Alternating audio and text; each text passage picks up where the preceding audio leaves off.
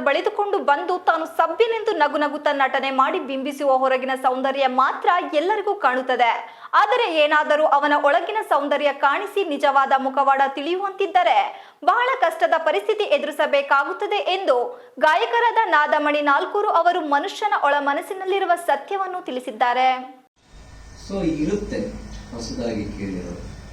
ನಗರದ ಎವಿಕೆ ಮಹಿಳಾ ಕಾಲೇಜು ಸಭಾಂಗಣದಲ್ಲಿ ಎನ್ಎಸ್ಎಸ್ ಮತ್ತು Bharat scouts and guides Spoorthi ranger ಘಟಕದ ಸಂಯುಕ್ತ ಆಶ್ರಯದಲ್ಲಿ ಶನಿವಾರ ಬೆಳಗ್ಗೆ ಹಮ್ಮಿಕೊಳ್ಳಲಾಗಿದ್ದ ನಾದಮಣಿ ನಾಲ್ಕೂರು ಅವರಿಂದ ತತ್ವಪದ ಗಾಯನ ಮತ್ತು ಸಂವಾದ ಕಾರ್ಯಕ್ರಮದಲ್ಲಿ ಪಾಲ್ಗೊಂಡು ವಿದ್ಯಾರ್ಥಿಗಳಿಗೆ ಹಿತವಚನ ಹೇಳಿದ ಅವರು, ನಮಗೆ ಎಲ್ಲ ಕಲಿಸುತ್ತಾರೆ, ಆದರೆ ಪ್ರೀತಿಸುವುದು ಹೇಗೆ ಎಂದು ಕಲಿಸುವುದಿಲ್ಲ. ಅದರಲ್ಲೂ ಮನುಷ್ಯರನ್ನು ಪ್ರೀತಿಸುವುದನ್ನು ಕಲಿಸುವುದಿಲ್ಲ. ಅಕ್ಕಪಕ್ಕದಲ್ಲಿ ಕುಳಿತ ಮನುಷ್ಯ ದುಃಖದಲ್ಲಿದ್ದಾರೆ ಎಂದು ಅವರಿಗೆ ಸ್ಪಂದಿಸುವುದು ಹೇಗೆ ಎಂಬುದನ್ನು ಕಲಿಸುವುದಿಲ್ಲ.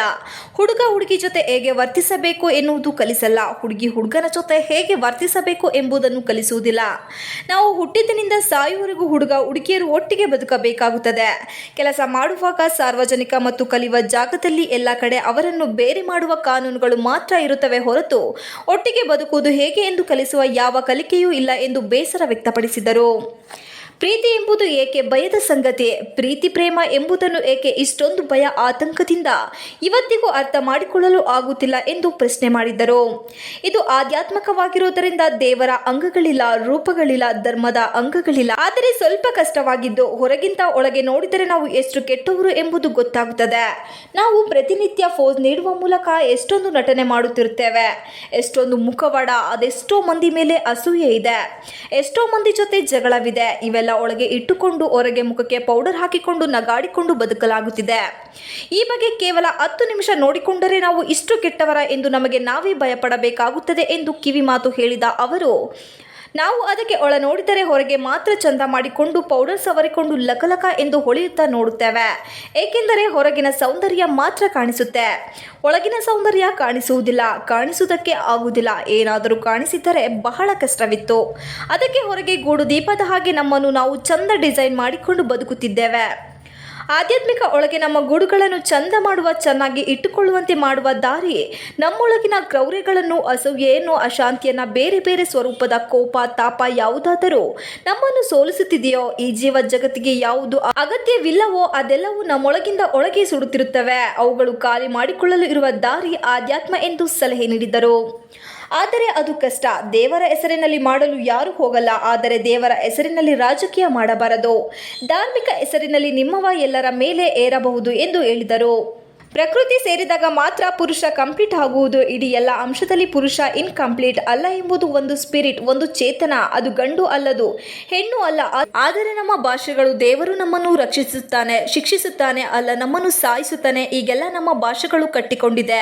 ಹೀಗೆ ನೂರಾರು ಪ್ರಶ್ನೆಗಳು ನಮ್ಮ ಮುಂದೆ ಜೊತೆಗೆ ಹುಡುಕಾಟ ಮಾಡುತ್ತಾ ಬೇರೆ ಬೇರೆ ಕಾವಲುಗಳಲ್ಲಿ ನಮ್ಮ ಪ್ರಯಾಣ ಸಾಗುತ್ತಾ ಹೋಗುತ್ತದೆ.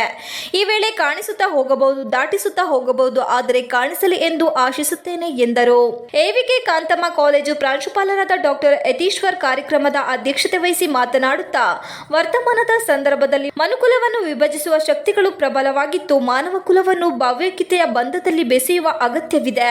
ನಾಡಿನ ಸಂತರು, ಶರಣರು, ದಾಸರು, ತತ್ವಪಾದಕರರು ನಮ್ಮ ಹಾಡು, ವಚನ, ಕೀರ್ತನೆ, ತತ್ವಪದಗಳ ಮೂಲಕ ವಿಶ್ವದ ಮನುಕುಲವನ್ನು ಎಲ್ಲ ರೀತಿಯ ಭೇದಗಳಿಂದ ಬಿಡುಗಡೆಗೊಳಿಸಿ ವಿಶ್ವ ಮಾನವ ಸಂದೇಶವನ್ನು ಸಾರಿದ್ದಾರೆ.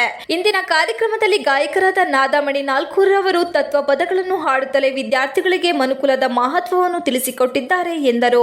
ಕಾರ್ಯಕ್ರಮದಲ್ಲಿ ವಿದ್ಯಾರ್ಥಿ ಕ್ಷೇಮ ಪಾಲನಾ ಅಧಿಕಾರಿಗಳಾದ professor S R. Thammaiah, A V Kanthamma college ಪ್ರಾಂಶುಪಾಲರಾದ ಯತೀಶ್ವರ್, ಐಪಿಎಎಸ್ ಸಂಯೋಜಕರಾದ ಪ್ರೊಫೆಸರ್ ವಾರಿಜ, ಸಹ ಸಂಯೋಜಕರಾದ ಡಾಕ್ಟರ್ ಎನ್.ಎಸ್. ಶಶಿಕಲಾ, ಎನ್ಎಸ್ಎಸ್ ಅಧಿಕಾರಿ ಪ್ರೊಫೆಸರ್ ಎಚ್.ಎನ್. ಶೈಲಜಾ ಮತ್ತು ಭಾರತ್ ಸ್ಕೌಟ್ಸ್ ಅಂಡ್ ಗೈಡ್ಸ್ ಸಂಚಾಲಕರಾದ ಪ್ರೊಫೆಸರ್ ಸಬಿಹಾ ಬೇಗಂ ಇತರರು ಉಪಸ್ಥಿತರಿದ್ದರು. ಕನ್ನಡ ವಿಭಾಗದ ಮಹಾಲಕ್ಷ್ಮಿ ಸ್ವಾಗತಿಸಿ ನಿರೂಪಿಸಿದರು.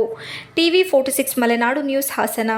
ನಮ್ಮನ್ನು ಶಿಕ್ಷಿಸುತ್ತಾನೆ, ದೇವರು ನಮ್ಮನ್ನು ರಕ್ಷಿಸುತ್ತಾನೆ, ಅಲ್ಲ ನನ್ನನ್ನು ಸಾಯಿಸುತ್ತಾನೆ, ಹಿಂಗೆಲ್ಲ ನಮ್ಮ ಭಾಷೆಗಳು ನಮಗೆ ಕಟ್ಟಿಕೊಟ್ಟಿದ್ದಾವ ಅಲ್ಲ, ಅದನ್ನು ನಾನು ಮತ್ತೆ ಪ್ರಶ್ನಿಸ್ಕೋಬೇಕಲ್ಲ. ಹಂಗಾದ್ರೆ ನಮ್ಮನ್ನು ಶಿಕ್ಷಿಸುವ, ರಕ್ಷಿಸುವ ಎಲ್ಲ ನನಗೆ ನನ್ನನ್ನು ಶಿಕ್ಷಿಸ್ಕೊಳ್ಳಿಕ್ಕೆ, ರಕ್ಷಿಸ್ಕೊಳ್ಳಿಕ್ಕೆ ಗೊತ್ತಿಲ್ವಾ ಹೆಣ್ಣಿಗೆ?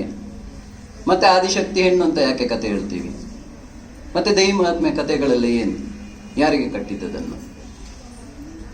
ಸೊ ಹೀಗೆ ನೂರಾರು ಪ್ರಶ್ನೆಗಳಿದ್ದಾವೆ, ನೂರಾರು ಹುಡುಕಾಟಗಳಿದ್ದಾವೆ.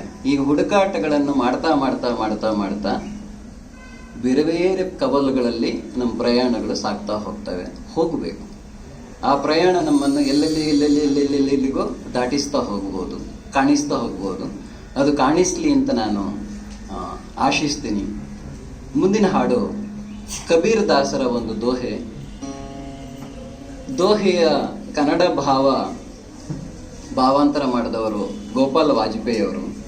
ಸಂತೆಯಲ್ಲಿ ನಿಂತಿದ್ದಾನೆ ಕಬೀರ ಅನ್ನುವಂಥ ನಾಟಕದಲ್ಲಿ ಬಳಸ್ಕೊಂಡಂತ ಹಾಡಿದು.